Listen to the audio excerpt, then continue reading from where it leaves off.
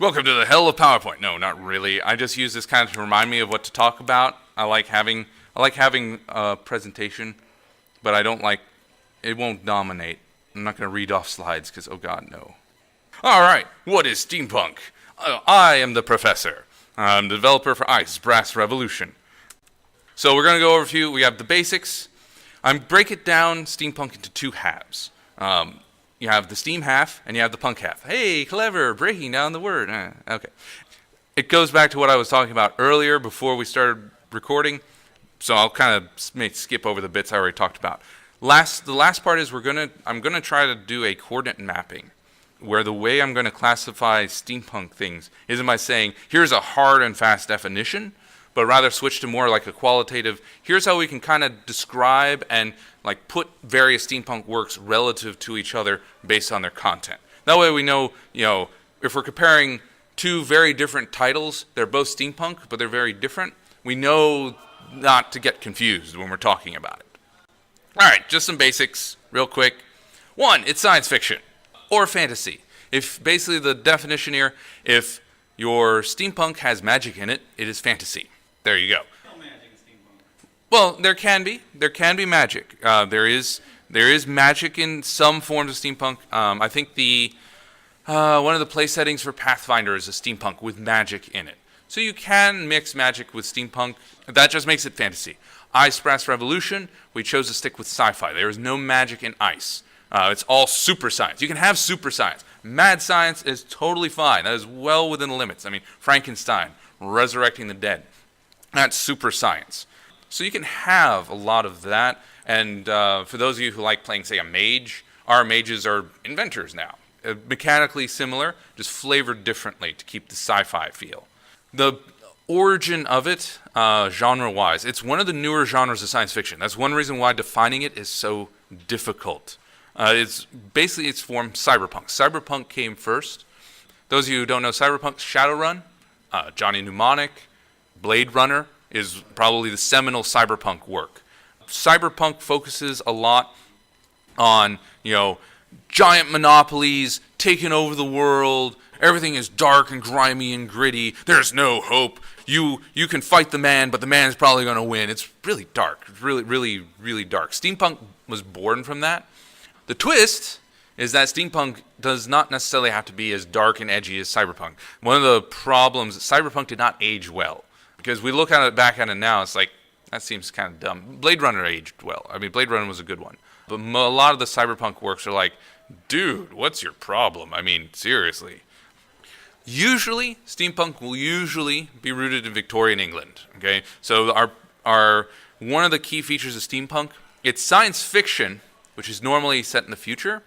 Steampunk instead draws inspiration from the past. It goes backwards and then projects forwards. So that 1800s, basically most of the stuff in the 1800s qualifies as steampunk. You have some in like the late 1700s you could usually put in. For ice, I like straying kind of into early 20th century with some of the constructs. World War I is usually acknowledged as the end of the steampunk era because you have the Zeitgeist? Anyway, the spirit of that time, with positivism, science will solve everything, kind of ended at World War I. After World War I, a lot of the attitude and views of the world shifted because of that war, because people's approach to things changed. You also had changes in other countries too around the same time. You had the Communist Revolution put a damper on things. You had a lot of uprisings in many countries around the world that really dampened a lot of the forward motion, and then the momentum kind of like went off the rails. Train reference.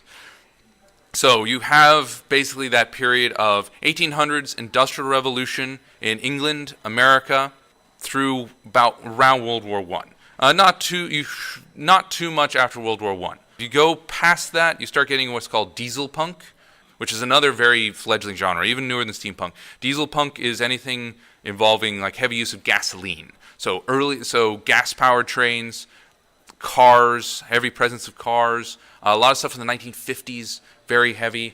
So that aesthetic from like the 50s and so on, that's a separate genre.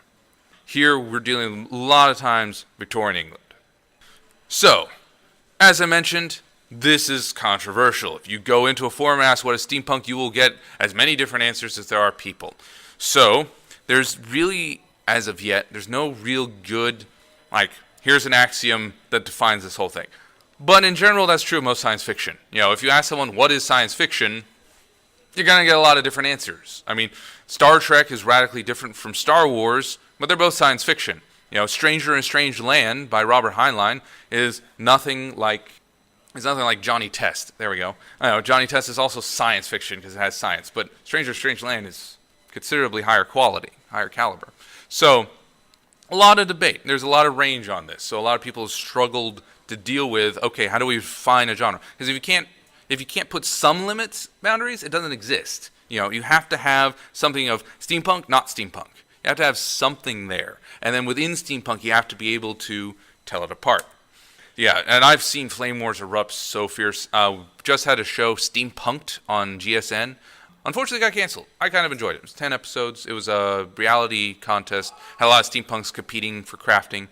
A lot of people are like, this isn't steampunk because it's too mainstream. Steampunk's not mainstream. It's like, no, that's a horrible, horrible way to approach it. No. Basic point, cast a wide net, all right? There's a lot to it aesthetically. There's a lot of different philosophies that you can explore. You know, a single steampunk work can focus on a single philosophical point and expand it as the entire basis of its world. With Ice, we chose 5 or 6 different ones because it's a role-playing game. We want to have a lot of different conflicts and different encounters depending on players. But like for a novel or a fiction series, usually the core conflict there is going to be maybe 1 or 2. But you have a lot of them. We'll get into those. Quick polling of the people. All right, here are 2 pictures. Which one of these are steampunk to you? Or both, or neither? I don't know. You tell me. What do you think is steampunk here? The one on the right sounds steampunk. It seems to be blowing on steam. Yep, the one on the right has steam there. It's industrial. All right. What about the one on the left? It's political. Yep, well, sort of. The artist actually does a lot of different works. We'll look more closely here at the background on it. The guy looks like he's using like a steam powered after. Exactly, yeah.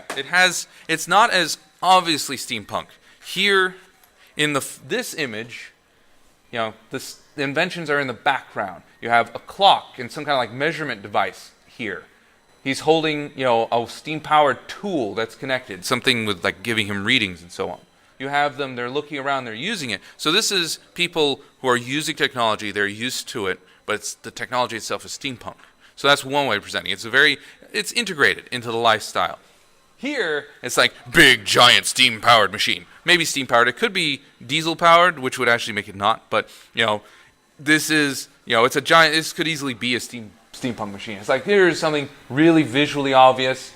You still have some traces of animals. So you have the old and new technology mashed up, which is a steampunk theme. And, you know, new technology versus replacing the older technologies. To transition from feudalism to modern industrialism. That conflict that it generates. That is one of the core aspects. Let's try another one. All right. So, steampunk. What do you guys think? I like the one on the left. It's very animated. Yes. I mean, the one on the left, yeah, this is, when we think steampunk, pretty much, yeah, that's you know, steam-powered rifle, top hat, goggles, corset, I think probably a belt in there. Yeah, very classic. I've had people argue that this is also steampunk. To me, not so much. To me, that looks more futuristic sci-fi kind of deal. Also heavy fan servicey. But some people argue like the leather covering, for example, the arm bracelet, the little like the Google Glass kind of thing, that you could argue that that's kind of just a different form of goggle. So I've had people argue that the image on the right is also steampunk. I don't agree with it personally, but I've seen the argument made. So the point here is illustrating that, yeah, one person's steampunk is not necessarily your steampunk. There's, as I said, aesthetically, there's a lot of variation here. Or we're going to break it down here as 2 halves. We're going to have the steam. The steam I define as the look and the science of the steampunk work. All right, so that's your aesthetics, that's your science content. It's a science fiction genre. Always look at the science in a science fiction genre. The punk side is the thematic element. Anyone could write a sci-fi genre called Steam. Hey, you download your games from it. No, the punk half of steampunk is at the core of what drives it philosophically. So we're going to look at that. That's my favorite part to explore. Being a history major, I love the history of that time, the transition, move towards modernity and prosperity. So first up, the Steam aesthetics. This is the part most people know. Most people know steampunk as corsets, goggles, top hats. There was a joke I had with friends. It's like, so how many goggles, belts, corsets, and boots and top hats do you need to wear to be steampunk? So we came out, it's like, well, we need 3 goggles, 6 belts, a couple corsets, and maybe 6 top hats. Then you're steampunk enough.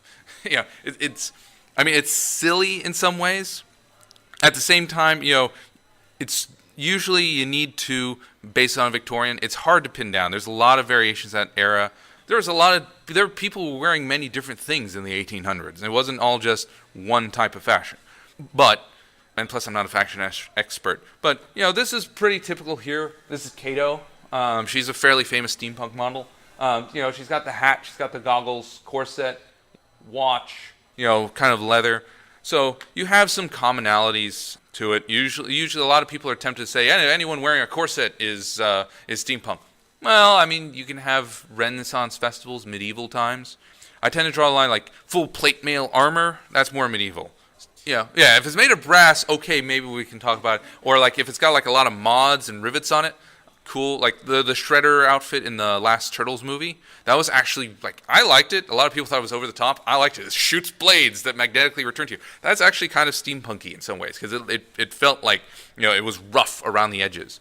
A lot of steampunk clothing in general should be practical. One of the themes is working, doing work, being productive, making things. So, male and female alike, you're going to have practical clothing mixed in there. So, but you can also have the fan servicey stuff. Like this is a bit on the fan servicey side, as you can tell, emphasizing certain parts. But that's fine because you also have, burlesque dancers are in there. You have the vaudeville movement. So you can have clothing that's designed to seduce, that is designed to appeal to the visuals. That's fine. Heavy influence there. Chainmail bikinis are not a thing in steampunk. If you have a female character with an exposed midriff going into battle, that's stupid. It's not steampunk. That's because part of steampunk is you actually will protect yourself because people are intelligent and you don't sacrifice visual for the practical. Steampunk is a very practical genre. But yeah, it's pretty broad. That's all the time I want to spend on that. Science! I like science. I'm wearing a lab coat, you can tell. I'm with aperture science, in fact. Cool part about science is science fiction. This goes to science fiction in general. There's hard and there's soft science. Okay? So the hard science, that's your realistic stuff. That's what could exist, in its near future science fiction, or what already exists. Planets in anime. Planets is a very hard sci-fi. It's about a group of people who are in space salvaging and cleaning up the orbit around the Earth, getting rid of the space junk. All the stuff they're using is stuff that already exists. They use existing space shuttles. They have Newtonian physics. They are, stranded in space using realistic space things. So it's a very hard sci-fi. They're not there. We don't have people doing it, but all the tech they're using there really exists and is very plausible. The Martian is a very hard sci-fi because everything there either could exist because it's already been designed or already does exist. So hard sci-fi is stuff that, yes, definitely, probably going to happen. Soft establishes the laws. That's your super science. That's your mad science. That's my favorite. I got to admit, I like the soft science. I like the super science. Give me my genius who wakes up and, oh, look, there's a little cog who's going to jump around it. Oh, God, it's tearing things apart. No. Basically, anything with faster than light travel is soft science fiction. So Cowboy Bebop with its portals, Star Wars, Star Trek, these are soft science fiction. Unless they go really out of their way to try to establish fast and light travel, it's soft science. Heinlein actually wrote hard science fiction involving travel to the stars because he did not have fast and light. He was not a fan of fast and light in a lot of his near future books. So he actually had it's going to take 100 years to get there. Yep, here's a ship designed for that. So that was neat. So a couple good examples. 2001: A Space Odyssey. revolutionary for its time. Its portrayal of space was amazing. Destination Moon, which was written by Heinlein as well, another movie. That was the first one to really portray, like, when you blasting off the G-force. It was the first movie to portray the G-force from blasting off into the atmosphere. That was in the 40s. So this was before anyone went to space. It was really cool. Star Wars, of course, soft sci-fi. And Kylo Ren is a softie. Ah. Ha ha ha ha. No, I'm not a big fan. So in steampunk, all right, so that's general science fiction. That's the hard and the soft in general science. So how does that translate to steampunk? What would be a hard science steampunk, and what would be a soft science steampunk? Hard, your realistic steam engines, submarines, guns, 20,000 leagues under the sea. You have a nuclear submarine. It's futuristic for its time, but it actually happened. So that's a hard sci-fi. Realistic steam engines, that means basically like a steam engine that doesn't outperform what was actually available in the era. So if you have like an original Watts engine, you get a little bit of power out of it. It's not some revolutionary like super engine that's faster than a diesel motor. It actually has the restrictions of an actual steam engine. So that's a realistic one. A lot of steampunk, part of its theme is, well, we made steam power more efficient, which kind of can't really, but that's kind of the stretch it has. Realistic guns, so you have, they jam or they miss, their accuracy sucks. Oh, hey, we figured out how to put a bore into a rifle. Or like, here's the early howitzers, things like that. So your guns are going to be period realistic. So that's a hard sci-fi. With the other one, you have the ether. That was a thing people posited back then. We know it's not real. So you can assume it's real.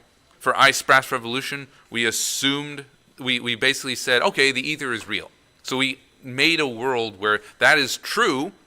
What would be the physical consequences of there actually being an ether? So we actually mapped that out, and it's really cool. So we basically changed a fundamental law of the universe for our game. So it's internally consistent, but it's soft science. Ray guns, of course, John Carter on Mars.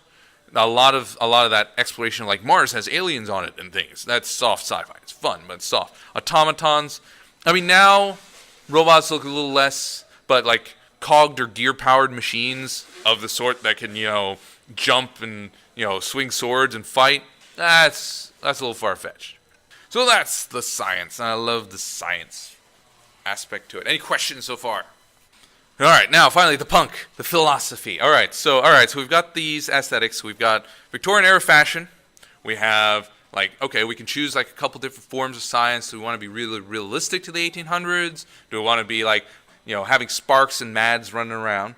Okay, but what are we going to be about? What are our themes that we can touch on here? Okay, so punk.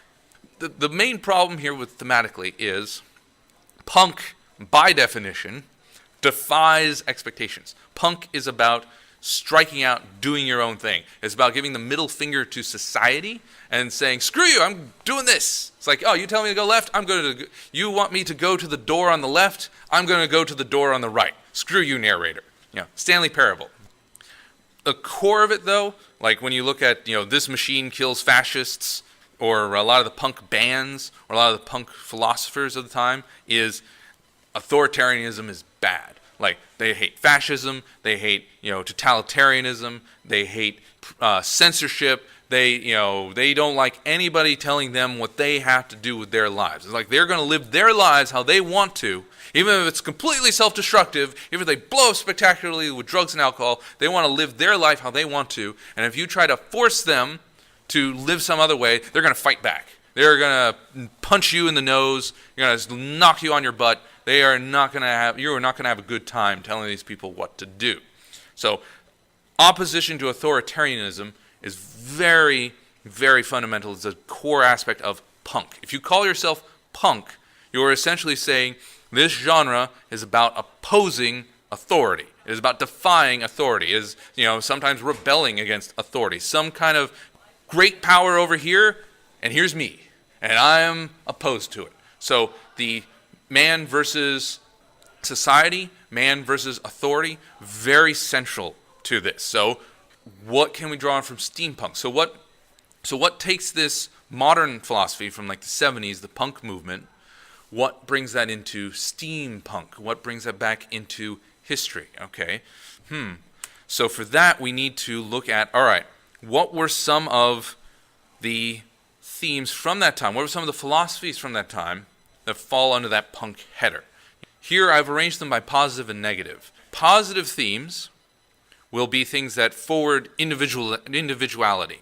Things that forward, I'm doing my thing, I'm charging forward. I'm going to make that invention. I'm going to either get rich or have fun or make all these friends or just live life. Woo! My sense of life is going to explode off the scale because I am fulfilling my destiny. I live for my own sake. So that's what the positive themes are going to be. Negative themes are going to be what it opposes, themes that explore authoritarianism. Here are some examples. So you have defending property. It's this is mine. You're not going to take it. This is my guitar. It kills fascists. You want it? Cold dead hands. Starting your own business. Okay. In the part of the steampunk Victorian era, the Industrial Revolution, was the growth of the middle class. Well, how did the middle class rise up? They started their own business. Small businesses could not be a thing before the Industrial Revolution. Child slavery was hugely prevalent under feudalism. I mean, just gigantic. The only time when child slavery started to actually go down was thanks to the Industrial Revolution. We make a big deal about, child labor laws, blah, blah, blah. Well, no. Before child labor laws, child slavery had already been cut well down in the developed countries. So starting your own business. I've got an idea and I'm going to go forward. I'm going to compete with others. A competition between companies. It's all right, you got an idea, I got an idea. Let's do this, bro. I'm coming at you. I'm going to come at you with my best. Put up your dukes. I got an idea. Inventing something. Defying tradition. Nikola Tesla was exceptionally punk because he came up with dozens and dozens and dozens of extreme brilliant ideas, and no one understood but him. But he did it anyway because it was for him. He didn't even care about the money to an extent, although which was a shame. He just no, I just want to invent. Let me invent. Let me do this thing that makes me happy. That's for my own sake. So he didn't care about what come before. He was going to push things forward. Again, I mentioned rise of the middle class. Positivism is another one. The idea that science will solve everything. Epistemologically, another aspect that kind of killed the steampunk era was quantum physics.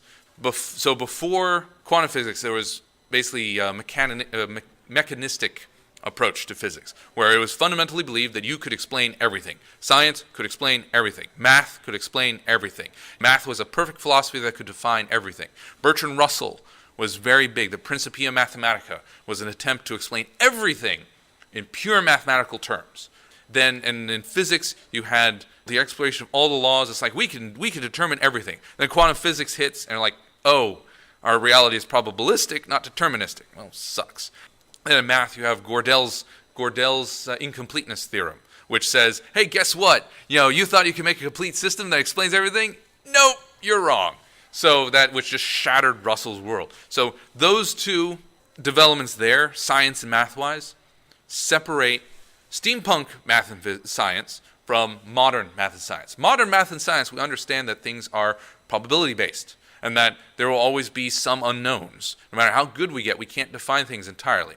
Thanks to Turing, Alan Turing, we know that what we can explain is a whole lot. I mean, we may not be able to get 0.001% of the world, but we can get pretty much everything else because Turing proved that. He proved that Gödel's incompleteness theorem only affects a very far out fringe thing with math, and we haven't even got close to it yet. So we don't have to worry about that yet. So he returned hope to the equation. But that's our modern science and math is based on probabilities and uncertainty. Whereas steampunk science and math is based on we know, and we will know. If we don't know it now, we're going to know it tomorrow, and we're going to keep expanding. So that's a core thing. That ties into the inventing.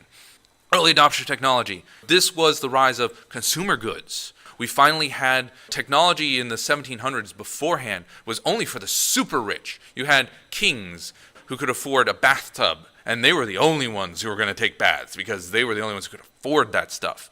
Industrialization and mass production allowed the common man to improve his life. It was fundamentally a growth of our lifestyle. Before, we were living in dirt houses. Then we started having houses and not dirt and being able to bathe. It was great. And that was all because you had early adopters, you had the spread of capital, You had, instead of capital being held by a small elite, the kings and the feudal lords, now you had the businessman taking the capital, spreading it out by starting businesses, hiring people, industrial. So you had more capital distribution. So you had the private redistribution of wealth rose everybody up. So instead of being locked down, it was spread out. And part of that drive was, hey, that's a horseless carriage. That's really cool. I'm going to buy that. Woo. So that was a strong positive theme. So negative themes. Okay. Colonialism. This is kind of an easy one to deal with. Empire building. Now, this predates steampunk era. Obviously, it goes, 1400s. Columbus was like, hey, send me over so I can tame those savages over there. Colonialism's a long one. It runs into the steampunk era. You have the British East Indian Company. You have the Opium War between Great Britain and China. You have Perry opening Japan and starting a whole can of worms there. To some extent, you do have Japan's Meiji Restoration, and their aggression towards other Asian nations, like the Sino-Japan War, falls into this time period. Teddy Roosevelt's, his great white fleet taking over the Philippines and curb stomping everyone left and right because, bully, I'm going to bring Americanism, yes! That rise of progressivism with him. All ties in. It's a steampunk. It's not a good thing. I think today we acknowledge that, invading other countries to force them to live like we do, not nice. It's not a good thing. That's kind of bad. Trade is great. Forcing other people, not so good. Not so good. But mind you, we still have some people who need to learn that. Luddites are a thing. One of the big myths from that era, it still persists today, is technology will put us out of work. Oh my God, look at these machines. Why do we have these giant construction equipment? We should give everyone spoons so then we can hire them. Luddites oppose technology because they think it's going to steal their jobs. The candle makers hate the light bulb because it puts them out of work. What they don't realize is the light bulb improves everyone's lives. It's what people want. The market drives it, and it reduces the instances of fires. So yes, it challenges your industry. That doesn't make it evil or bad. It's called progress, and you have to learn to anticipate and adapt. You have that anti-technology backlash. That's a thing in steampunk. Social Darwinism, another bad one. It's the idea that we're on top because we deserve to be on top. We are entitled to be on top. We are the best because we were born to be the best. No. Part of steampunk is you are the best because you earn it. You have to fight for it. The competition, you rise to the top because you have the best idea and you sell it better than anyone else. Social Darwinism is basically the philosophy of the crony capitalists. You see that somewhat today. And it was like, we're just rich because we're just naturally smarter. No. There are rich who earn their place. And then there are rich who just inherit a bunch of money and are I'm just messing around. No. Conflicting with social Darwinism, having that, what would a society with that kind of conflict going on is a really good thing. Marxism, that was another big one. This was during definitely the violent era of communism. So you had the takeover in the USSR. You had the socialists depose the Tsar. Yay! And everyone's like, cool, all right. Hey, Russian freedom and stuff. They'll probably keep the Tsar locked up, but, no one's going to, execute him or something because that would be barbaric. Then they executed him. And then everyone was like, even their supporters were like, oh, this isn't the fun fighting for freedom type. These are, that's not good. Last, slavery. Slavery was still a thing. Africa still had slavery in the 1800s. America still had slavery up to most of it. So the concept of, slavery is obviously very anti-punk. If you want to fight for your own freedom, being a slave is the opposite of that. All right, how does steampunk explode? Regular steampunk's going to take from the positive. All right, regular steampunk, like Girl Genius, is very positive oriented to an extent. There's authoritarianism, but for the most part, it's a pretty positive ride. Dark steampunk, which is relatively new, it draws more from the cyberpunk. It's like the world sucks. The authoritarians are in charge. There's slavery. There's poverty. Oh my God! Fight the Marxists. Fight the Luddites. Oh my God! World is crumbling. Fight it. So that's the dark steampunk theme. So in ICE, as I said, we have both. So if you want to fight the power, you can fight the power. If you want to be the inventor, you can be the inventor. So how do they do this? There is a class of genre called romanticism. Romanticism is how you present it. It's fundamentally about the clash of ideals. This is a lost art in literary, but it's the pinnacle of what defines steampunk, the steampunk approach to fiction, is you have conflicting ideals. Not necessarily good versus evil. Good versus evil is like the ultimate reduction of this. So like Marvel movies, Transformers, those are romantic things, but they're at a low-level romance because it's like, okay, it's good versus evil. Very simple. What's considered the peak is Les Mis by Victor Hugo. You have Javert and Jean Valjean. Javert is not, is it Javert or Javert? I think I'm butchering his name. Anyway, the guy Russell Crowe played and didn't sing very well. But he's not evil. The police guy there is not evil. He just has very strong beliefs. He believes in absolute justice. That if you are a criminal, you are always a criminal. And Jean Valjean represents redemption. And it's about the conflict between that. Someone who believes in absolute justice and someone who believes that you can change.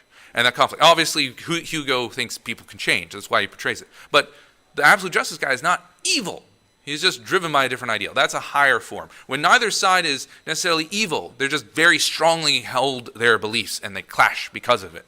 That's one of the ways that steampunk explores romanticism. We have that in Ice, especially like so Aeneum versus Zonrad. You know, Aeneum being for freedom, rugged individualism, very classical liberalism ideas, and Zonrad, which is your fascist authoritarian, where you have like an oligarch that determines everything, and their conflict represents a lot of this contrast.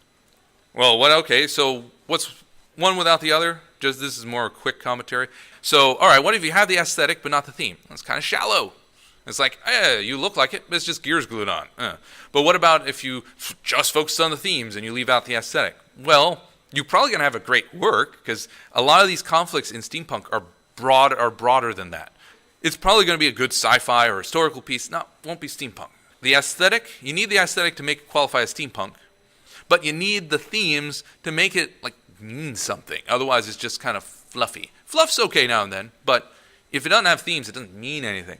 As I said, if you took Star Trek, took out the spaceships, and put them in the Wild West, it would be bonanza. I mean, it's wagon train to the stars, as he said. All right, coordinate mapping. So this is the new system here. We've got an x-axis and a y-axis.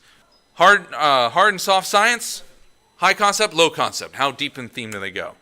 So I've got 4 different works here that I use just to illustrate the coordinates. All right. So these are. So we got hard science with deep themes. Soft science with deep themes, hard science with light themes, soft science with light themes. Okay. 20,000 Leagues Under the Sea. Very hard science, nuclear submarines, very realistic. I mean, you could build the Nautilus today. That can exist. Thematically, it touches on a few things, so it's slightly positive. It's not as deep as it could be. Time Machine. Thematically rich. I mean, you have the conflict between the two races there. You have the underground and the Eloi there. So, in this whole concept of war and destruction and things, very good theme. It's got a time machine, soft science. So it's You mean that they go back in time? or forward in time, yeah. Time machine. H.G. Wells' Time Machine, yeah. They don't have that on Iceberg Revolution. No, we specifically don't allow time travel because game mechanics wise, no. Anyway, it breaks everything. Victoriana, another famous RPG for steampunk. Not a lot of themes to it. Most steampunk RPGs are not thematically strong, and it's soft science. It's got magic in it. And the last one here, Difference Engine. Good science, hard science. Thematically, though, it's more cyberpunk than steampunk. I'm not a big fan of it. I kind of slog through it. Here's my contact info. If you want more follow-up, I'm going to be in the tabletop room if you want to talk more. Sorry if I went kind of fast here towards the end. But yay, awesome, good. Made it through the whole thing at least.